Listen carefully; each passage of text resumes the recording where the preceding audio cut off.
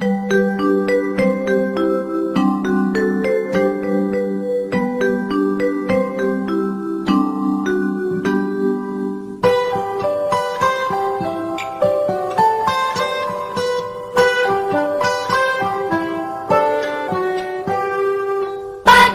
cerahku, matahari bersinar, ku gendong tas merahku di pundak.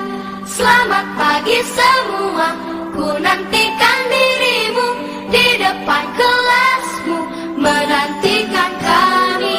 Guruku tersayang, guru tercinta, tanpamu apa jadinya aku? Tak bisa baca tulis, mengerti banyak hal. Guruku, terima kasihku.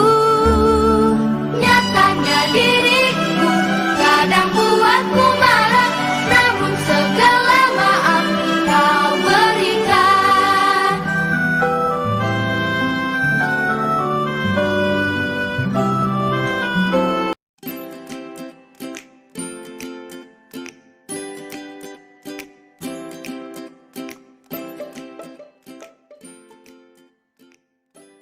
Assalamualaikum warahmatullahi wabarakatuh kepada semua anak murid kami tahun 4 SKKBL.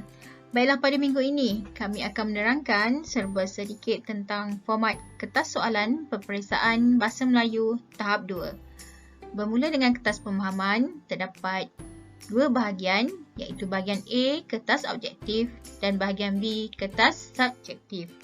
Kemudian terdapat kertas penulisan, kertas 2, terdiri daripada 3 bahagian, iaitu bahagian A membina ayat, bahagian B menulis ulasan dan akhir sekali bahagian C menulis karangan. Baiklah, di dalam kertas pemahaman, kamu akan diminta untuk menjawab beberapa soalan berdasarkan aspek tata bahasa, soalan pemahaman dan juga soalan subjektif.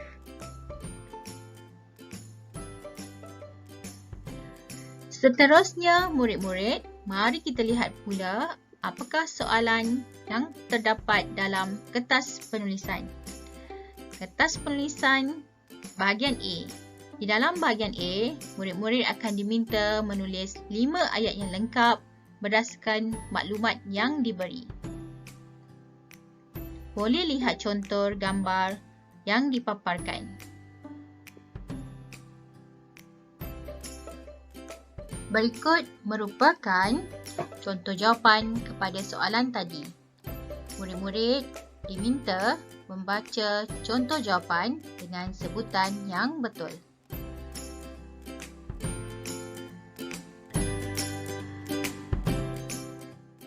Mari kita lihat pula penulisan bahagian B.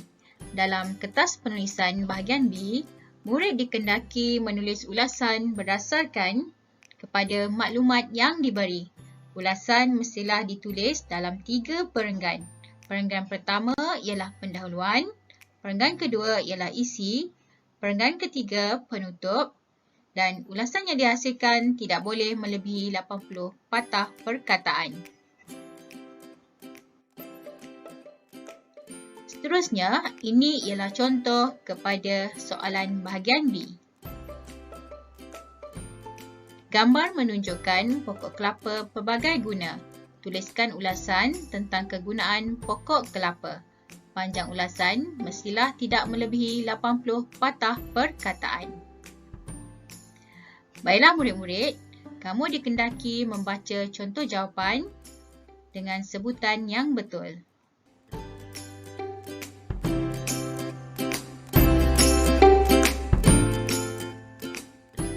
Sekarang, mari kita lihat pula apakah yang perlu kamu tahu dalam bahagian C kertas penulisan.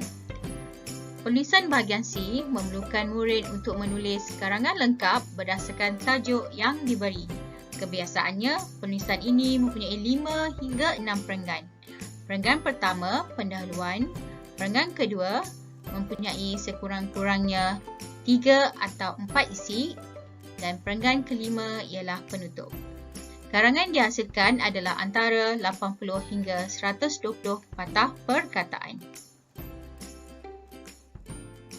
Berikut merupakan jenis-jenis karangan yang perlu kamu pelajari dan ketahui ketika berada di tahap 2. Karangan ini terdiri daripada karangan berformat dan juga tidak berformat.